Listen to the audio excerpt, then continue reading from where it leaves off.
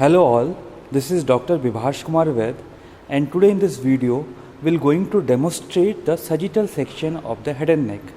Here you can see this is a specimen which shows the sagittal view of the head and neck. This is the anterior part of this sagittal view and this is a posterior part. From the anterior to posterior, the structure we can appreciate. Here you can see this is the oral cavity. This is a nasal cavity, and here you can see this is a sagittal section of the cranial cavity. So from anterior to posterior, first we can see in the oral cavity. Here this is the cut part of the mandible, then this is the tongue, and from the tongue to this mandible some muscle fiber you can appreciate, and this muscle is called as the genioglossus muscle. So here you can see this is a fiber of the genioglossus muscle, and inferiorly here we can see this is a fiber of the geniohyoid muscle. So here we can appreciate the fiber of the geniohyoid muscles. Then this is a apex of the tongue, and this is a root of the tongue, and in between this apex and this root here we can see this is the body of the tongue. This is a ventral aspect and this is the dorsal aspect. Then you can see here posterior to tongue, here you can see in the oral cavity we can appreciate here two folds are present, and this two fold bounded a fossa, and this fossa is called the tonsillar fossa. Anteriorly this fold is known as the platoglossus fold, and this platoglossal fold found by the elevation of the platoglossus muscle.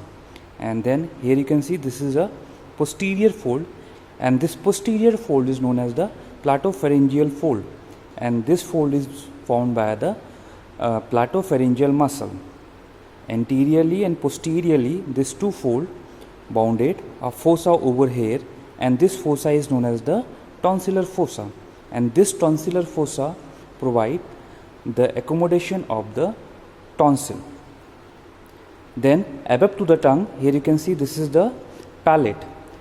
Further, this palate is divided into two parts. Anteriorly we can appreciate this is a hard palate, and this hard palate is formed by two bones. The anterior part is formed by the palatine process of maxilla, and posterior part is formed by the horizontal plate of the palatine bone. Then from this hard palate, here you can see this is the soft palate which attach the posterior most part of this hard palate, and most posteriorly this pendular shaped muscular part is known as the uvula. Then above to the hard palate, this cavity is known as the nasal cavity, and this hard palate separate from this nasal cavity to this oral cavity.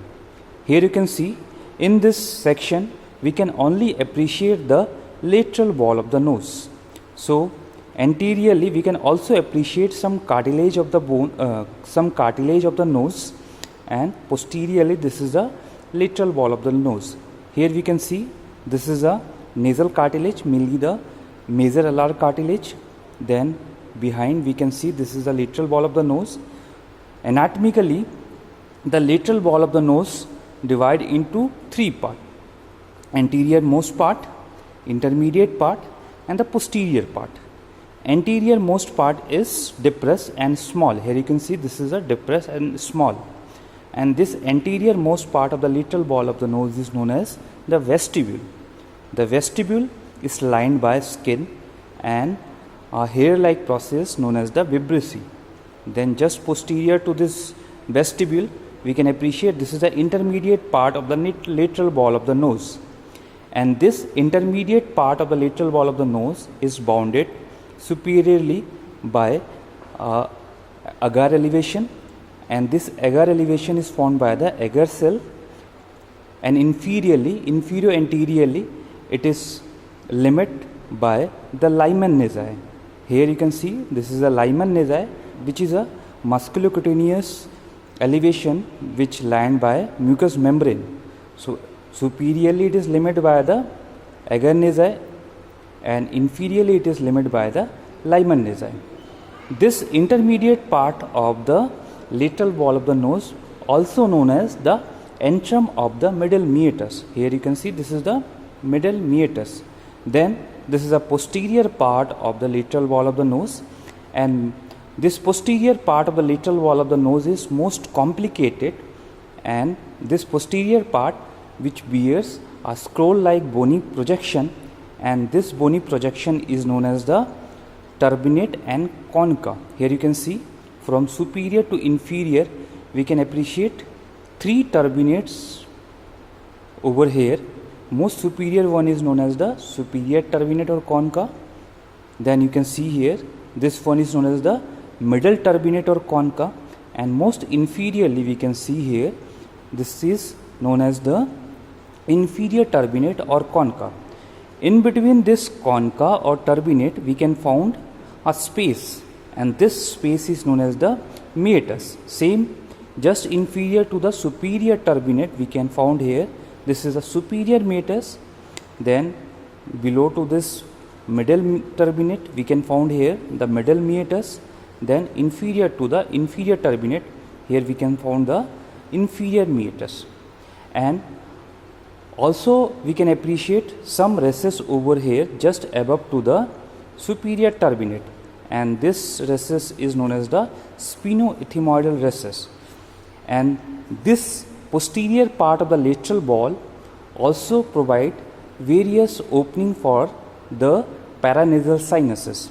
So here this superior ethmoidal recess, here we can find the opening of the sphenoid ostium.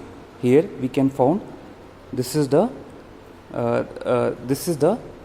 opening of the sphenoid ostium, and this sphenoid ostium open over this sphenoethmoidal recess. Then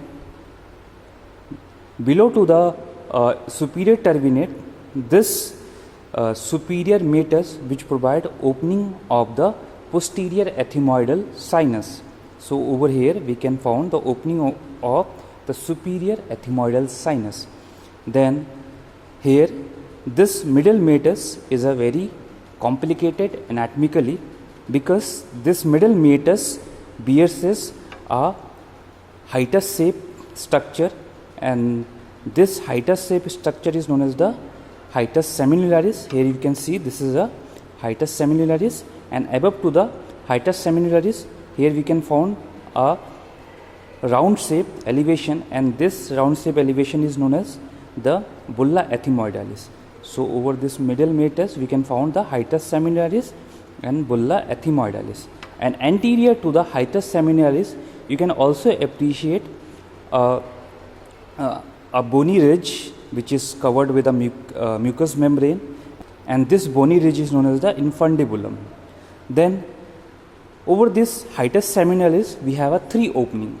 Most anterior to posterior these openings are the frontal air sinus. Here you can see the opening of the frontal air sinus, then the opening of the anterior ethmoidal air sinus, and most posteriorly over the hiatus seminularis we have an opening of the maxillary air sinus, and over the bulla ethmoidalis we have only one opening, and here we have opening of the middle ethmoidal air sinus.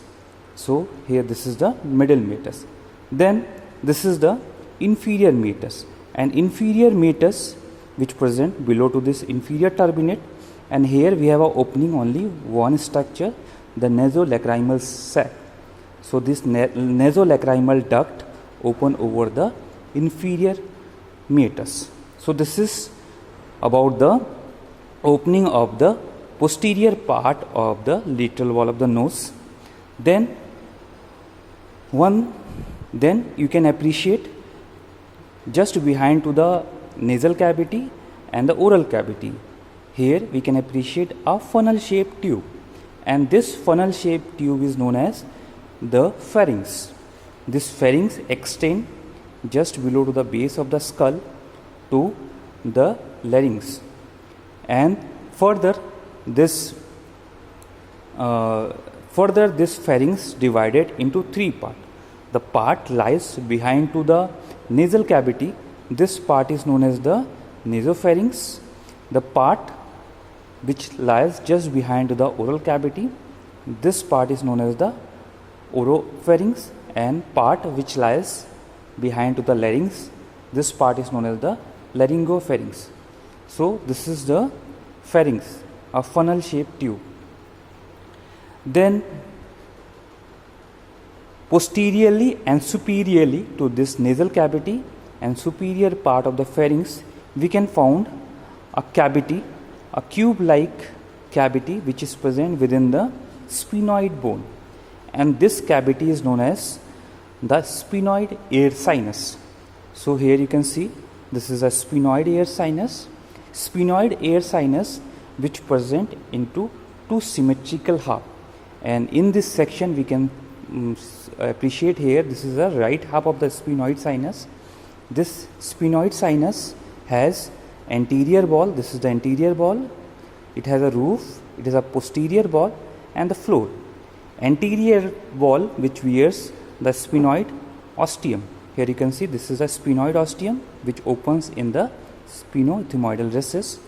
Then this is a roof, and this roof which is related to the pituitary gland. Here you can see this is the pituitary gland. Then this is the floor which is related to the roof of the nasopharynx. This is the posterior wall, and this posterior wall is related to the medulla oblongata. So this is the sphenoid air sinus. Same manner, anteriorly and superiorly to this nasal cavity, you can found here this is a frontal air sinus. As we have already discussed, the frontal air sinus opens in the middle meatus. Then superior to this nasal cavity, we can found here the group of the ethmoidal air sinus, and lateral to this nasal cavity we can found the maxillary air sinus. Then behind to this pharynx, here you can see this is a vertebral column, and just below to this base of the skull, first we can appreciate this is a first cervical vertebra, this is a odontoid process of the second cervical vertebra, body of the third cervical vertebra, then fourth and fifth cervical vertebra bodies, and in between this body of the cervical vertebra we can also appreciate this is a intervertebral disc. Then behind to this body of the cervical vertebra, here we can see this is a vertebral canal, and this vertebral canal which provide passage for the spinal cord. Then behind to the vertebral canal we can also appreciate here a small cut section of the spinous process of the cervical vertebra. Then this is a deep muscles of the back of the neck. Then here above to this nasal cavity and the sphenoid air sinus, in the cut section of the cranial cavity we can found a medial surface of the cerebral hemisphere. Then here we can appreciate this is a corpus callosum, this is a lateral wall of the third ventricle. Then here we can also appreciate this is a sickle shape dura mater, fold of the dura mater known as the falx cerebri. This is a falx cerebri here, this is a falx cerebri. Then here we can also appreciate this is the tentorium cerebri, and this tentorium cerebri which separate the occipital lobe to this cerebellum, and this is a cavity or space for the cerebellum. Then also you can appreciate this is the vertebral artery, and this is a cranial vault. Here you can appreciate this is a cranial vault, this is occiput of the cranium. So this is all about the sagittal section of the head and neck. I hope all of you understood the topic. Thank you for watching.